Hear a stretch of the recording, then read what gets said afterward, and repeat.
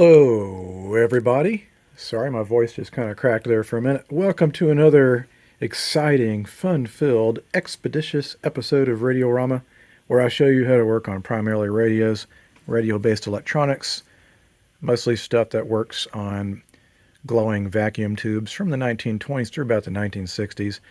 And today we have a 1953 Arvin model 760-T.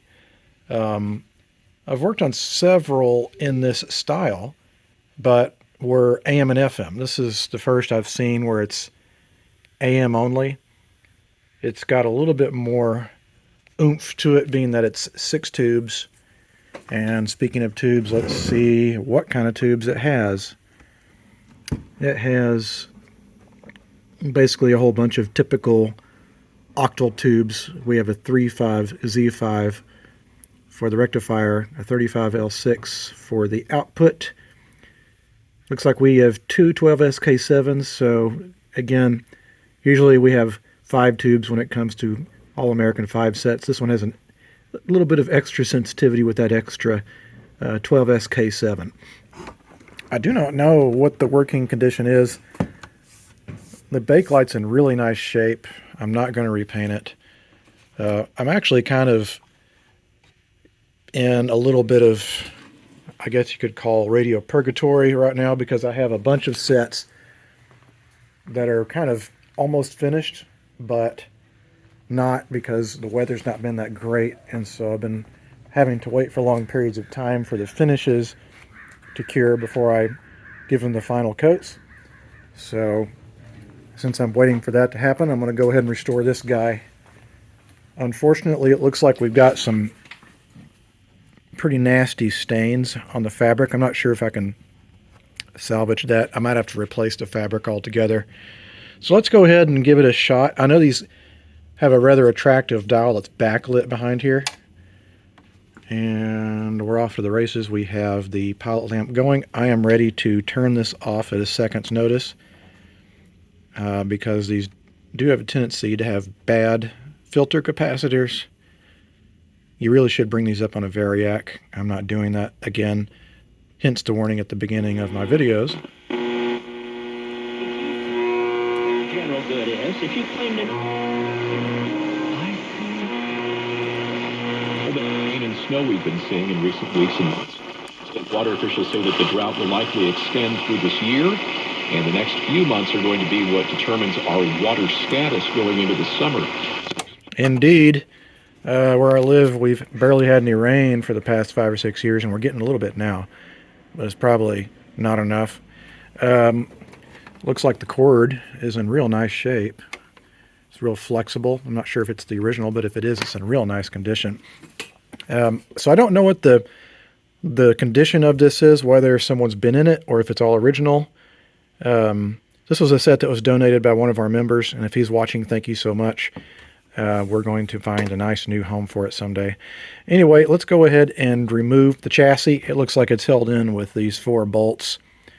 And it even has its original back. Got a little bit of damage here. I can repair that, but usually these backs don't survive, because the first time someone replaces the tubes, they don't bother to put that back on. So let's take it out and take a look under the underside and see what the condition is. All right, so here is the chassis. This yellow color indicates it's got heavy nicotine stains. We'll clean that off. Usually what I find with nicotine stained sets is that it actually preserves the metal. So you got to wonder what that does to your lungs. On top of the additional tube, we have an extra gang on the tuning condenser, which indicates probably a little bit even more sensitivity. Let's check out the tubes here. We have one Arvin, one RCA, another RCA, a Raytheon, another Arvin, and that appears to be a military spec, well, military supplied set, or a tube for the rectifier. So it's had probably had a lot of use. When you see a set that has multiples of different brands of different tubes, that indicates it's probably had a decent amount of use on it. Now flip it over, and someone has been in here, even though it's been a while. We have probably a 1970s era Sprague Atom. And then we have this guy, and it is a Rubicon. It's a Japanese brand. This is all very loose and wiggly and dangly. I would like to clean that up. That's not, in my opinion, acceptable. I'm looking for what could be the grounding cap. I'm hoping this is not a true hot chassis set.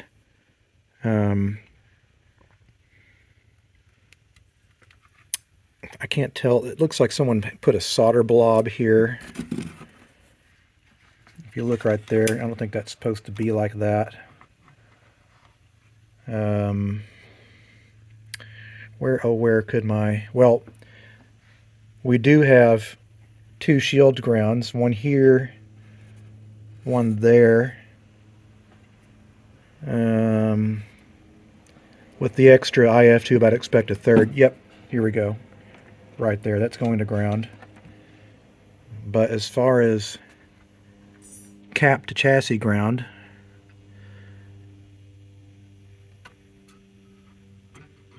well, I'm going to have to do a little bit of sleuthing here. I'm just not, maybe I'm, oh, here it is. This is the cap to ground right here. It's a little ceramic cap.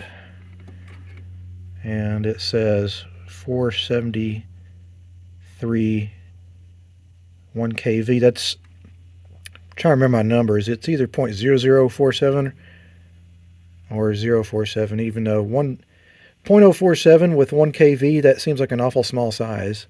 I'll have to compare it with my other caps. I am going to replace that, though. We need to replace that with a true safety cap. We also have this resistor, which is... Guys, I'm sorry, I never did memorize my resistors by color. This is 33 something, but it's not the right value. We need to replace that resistor as well. But first things first, I am going to clean up this mess. I don't see any swelling or anything like that. This one's probably okay. But some people talk really loud on their phones when they're wearing headphones. Anyway, you can see where the old electrolytic spewed its guts there. I don't understand when people do something like that, but whatever. So let's go ahead and try to clean this up a little bit and at least replace the electrolytics and cinch everything up here before we get too much further. Alright, so I've replaced both of the old electrolytics with some new ones. And what I did is I tied their negatives together, and that goes to the common ground, which is coming off of the switch here. We'll go ahead and test again, make sure that it still works, which it should, unless I did something stupid, which is totally not out of the question. Let's see. Yep, we got pilot. After this, I'm going to do a safety test. I'm curious about what this is going to do with all those shielded grounds there. It probably won't pass, not by one bit.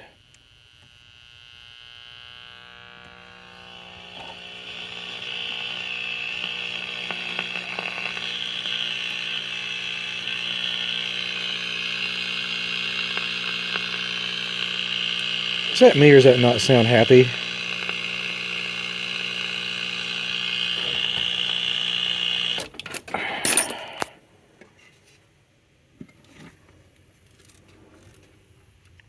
Did I not hook it up to the right ground? No, I did.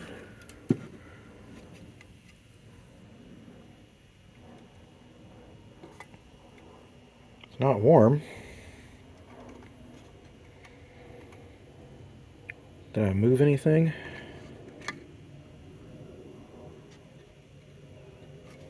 Well, that seems like it should be all right. Let me flip it over here. Maybe one of the tubes did a little wiggly thing, came loose out of its socket. That is horribly embarrassing. Like, take something that works and then make it not work.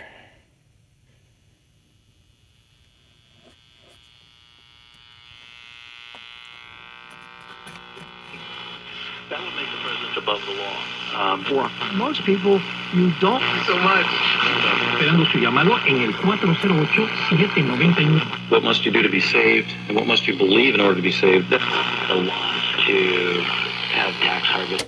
I don't know about you, but one of these tubes sounds gassy.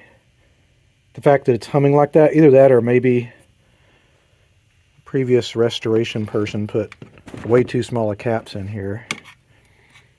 Let me read some of these guys. 473. 473. Is that 0047? Let me pull up one of my 0047 caps here. 472. Look here. 473. Okay, so those are all .05s. That's crazy that they're .05s and they're that tiny. That's ridiculous. Anyway, I'm going to take it over to the...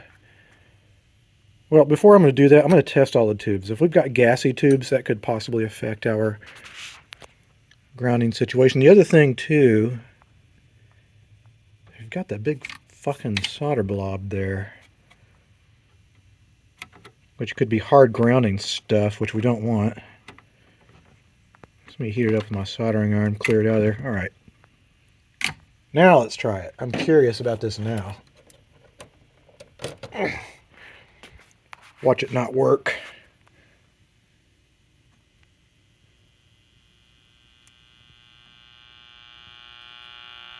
It's not really that complicated. So I would keep it simple. If your Takes place in about Acts chapter 8 and 9 where Yeah, you hear that? Definitely seems to be something not happy. Again, I think it's one of the tubes maybe. Let's do some tube checking. Well, no guarantees, but both of the 12 SK7s in this set are very marginal. The minimum that they're supposed to register on the scale is 48. And, well, I have it on short test, never mind. The minimum is supposed to be 48. Measures 40 and then it starts falling. Seems like a very, very weak tube. Can't remember which the other one was. I think it was this one. This is the other 12 SK7. This is my Hickok TV7, by the way. If you ever see one of these guys, they're worth it. They're exquisitely engineered pieces.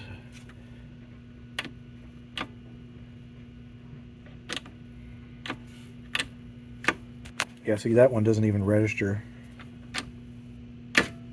So I could have had a dead tube. Wasn't firing on all along. The only tube I have left to test is this 12SA7. If I can pull it out of here. Come on now. And let's make our settings here. 12.6 HS8. Which is going to be HS8. And then what's the other setting?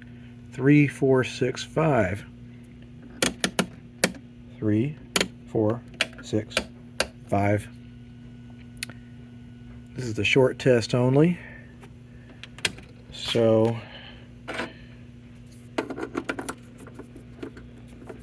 plug it into its socket saver outlet.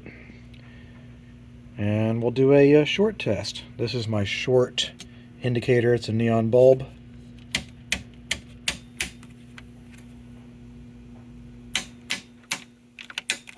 The tube is lighting up. Now, if any of those two sections stayed lit the entire time, that would indicate a short. So there's no short in this tube. Let's do the emission test. So it's HS5, HS5, 4068. So 4068. And what's the last settings? Bias is 0, nothing for shunt. So 0, 0. And need to put it on switch C. And press number 3. Measures 60. It's weird that some of these are just falling off like that, but 57, what is its minimum? 50. Okay, so it still passes. We're good. So, with that, I'm going to install this tube. We have our 2 new old stock 12SK7s, and we'll see if that restores some level of better performance. Well, that must have been the issue here. We've got not only much better reception, but the elimination of the hump.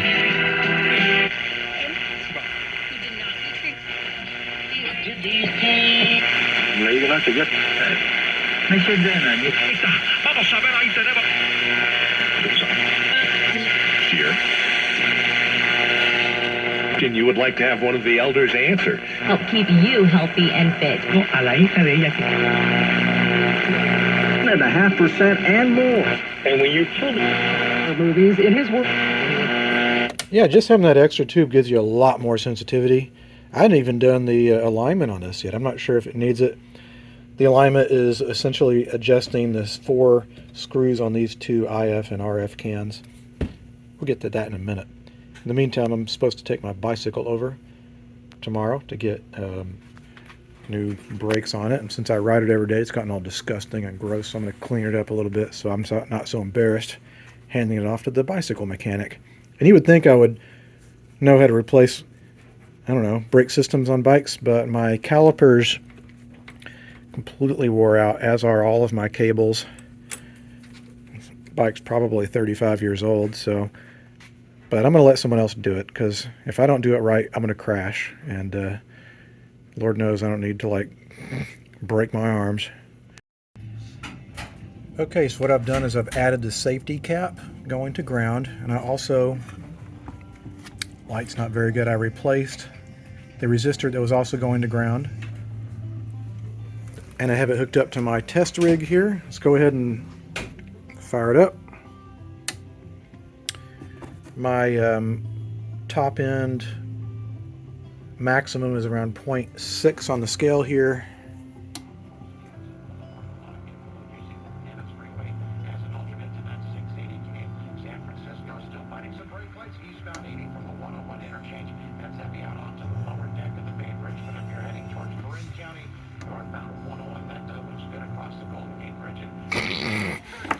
That's right there on the edge. Good enough. Ship it. Anyway, as far as the electrical restoration goes for the radio, it's done. But I'm going to add an audio input feature, and I'm also going to clean the top and all the nicotine stains off. Just because it's kind of gross and I don't want it to smell like cigarettes whenever it gets nice and warmed up. Alright, welcome to day number 2 of working on the Arvin.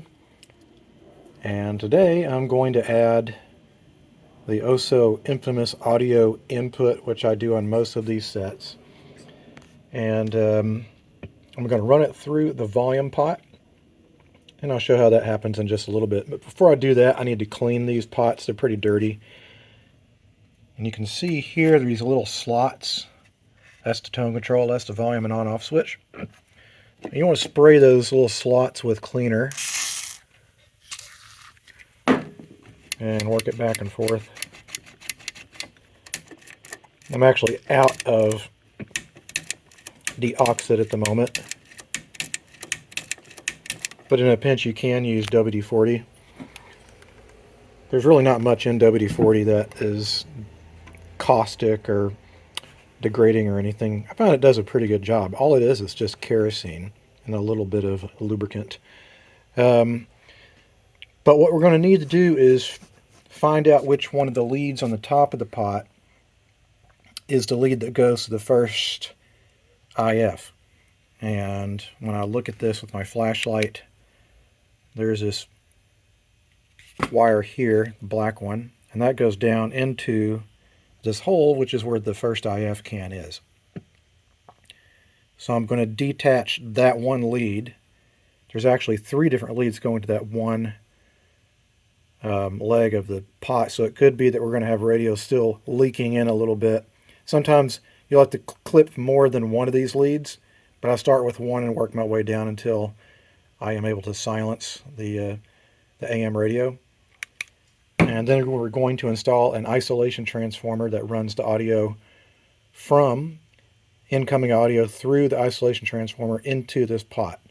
And that the isolation transformer is basically electrical isolation. Again, I did show a schematic on my previous video. If you look up the one for the General Electric Model 165, I show a detailed schematic of that. So if you want to see specifically what I'm going to do, I believe it's about 3/4 of the way through that video. But in the meantime, I'm going to get my parts out, clip this lead, and see if that kills the IF stage. All right, so I clipped that one wire coming off the IF. This guy here. And I've got the volume turned up almost all the way. And there's no radio. Now, I might get a little bit if I tune around. Not really. It's pretty quiet. To demonstrate, if I touch this wire back to the pot, then we get radio once again. So we're going to add a switch there between these 2 leads. And then that way, that'll come out the back. And if the radio owner wants to listen to the radio, they just flip the switch one way. If they want to listen to audio, they flip it the other. So now I'm going to dig into my big bag of parts and goodies and get the parts that we need to install the audio input feature. All right, so we have the audio input feature added.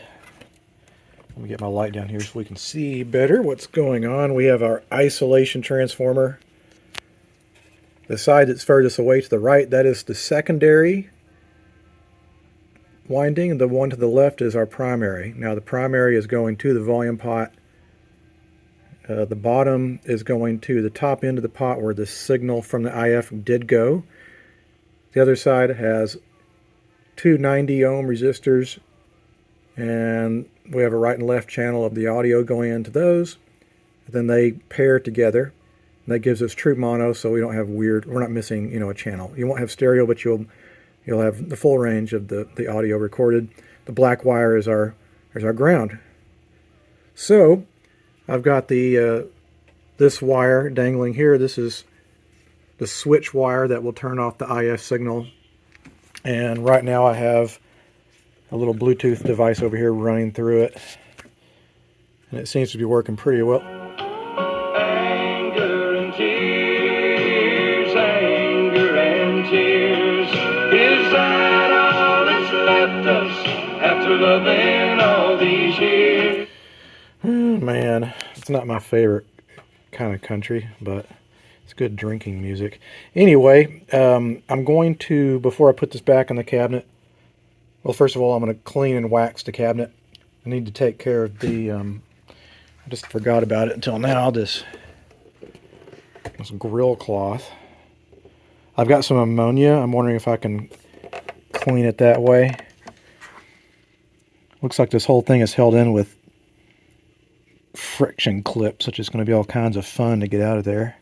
Let's see if I can quote-unquote dry clean it. I'd rather not have to remove this, but if it's not going to de-stain, then I'm going to have to do something drastic, like changing the grill cloth.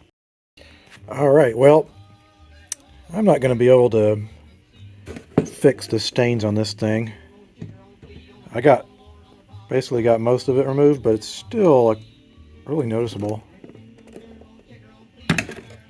So what I'm going to have to do is remove all these little clips here. And the way that you do that is I got this little screwdriver, and you want to reach down. I'm trying to do this one-handed. Just lift up on the little tabs here on the friction clips. Just lift up on those things. Crap. That's why I hate this design, man. Like, these little Bakelite nibs are easy to break off, too. Whoops! I don't know where in the hell that just went. Oh, there it is. Good. Sometimes they come flying off of there and like they go across the garage and never to be found again. Usually I do two hands and I put my hand over it while I'm doing that, so if it does come up, it's not going to come flying out of there. All right, welcome to day number 3, the final day of working on the Arvin. And last night I took some carnauba car wax and was able to restore the original luster of the Bakelite. Excuse me, I had some pizza last night. Anyway, I also polished up the indicator here and also used some Novus number 2 plastic polish on the clear station indicator. I was also able to successfully clean the grill cloth. What I did is I took it out and I just soaked it in a little bit of solution of some ammonia and some warm water.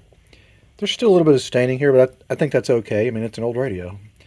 Lastly, I soaked the knobs overnight to get all the grime off, and in doing so, the brass inserts fell out. That's fine. I'll polish those and glue them back in. So today is all about reassembly and final touch-ups, and it should be good to go. All right, so it's all back together again. I got to say that little stain on the grill is not really noticeable. It looks pretty clean here. It changed colors dramatically. It used to be kind of yellow, but I think that was all the nicotine. But anyway, everything's all nice and shiny and put back together again. And I've got my Bluetooth running through it.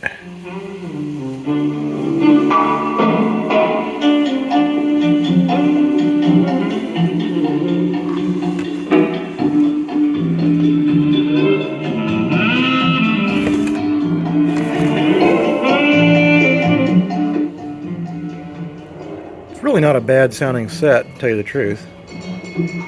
I mean, it's just a little 4.5-inch speaker, but it seems like it moves quite a bit, so you've got a little bit more bass. Of course, you can't tell because stupid jet planes flying overhead at the moment. But I've had it sitting here for maybe about an hour or two playing, and nothing has gone cattywampus on it, so I reckon it's good to go.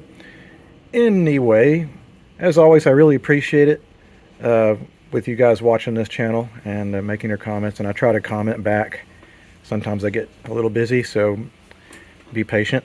Anyway, thanks so much for watching this latest episode of Radio Rama, and until the next time another radio or something like it comes across my workbench, I'll see you guys next time. Adios.